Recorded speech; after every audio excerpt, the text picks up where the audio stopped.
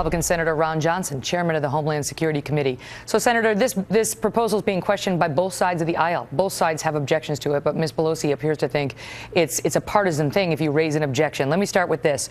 Do you believe this proposal by the president asking you for authority to fight this war actually demonstrates any kind of a commitment to win? Well, that's certainly my concern. And Megyn, we're not going to play politics with this. This is deadly serious. We're talking about an authorization for the use of the finest among us to try and keep this nation safe. It's really the last step in the process, though, the authorization. The first step is we have to recognize reality. I'm not sure President Obama is doing that yet. But the first thing President Obama really has to do is he's got to lay out exactly what the goal is. He's got to define. Degrade and defeat ISIL. What does he mean by defeat? I got degrade. What does he mean by defeat? I mean, kill every last one of them? Is he talking about containment? Kind of, as we're being briefed, I'm concerned that all he's really talking about is containment over a long period of time. And Megyn, I don't think we can really toy with ISIS over a long period of time. I think we need to take them out. What do you think about the restriction on ground troops that has been placed in this authorization? It says it would ban any, quote, enduring offensive ground combat operations. That's now under criticism for making, basically making us fight this war with one hand tied behind our back, is what the critics say.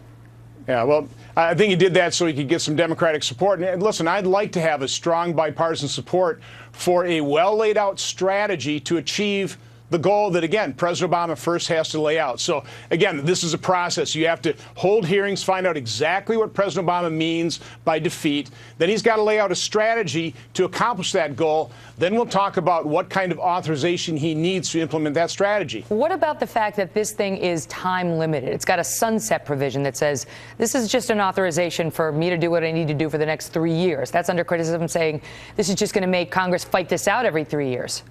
It's concerning. You know, when President Obama announced the surge in Afghanistan, and then in the same speech he said, and we're going to come home in 2 years. I mean, you pretty well made it very difficult to succeed, because who's going to support U.S. troops when they realize the Taliban will be flooding back into their towns and villages in just a couple of years? So, well, it's not saying we're going to be out in 3 years, though. It's saying you got to go back to Congress and get a new authorization. Why is that a bad thing?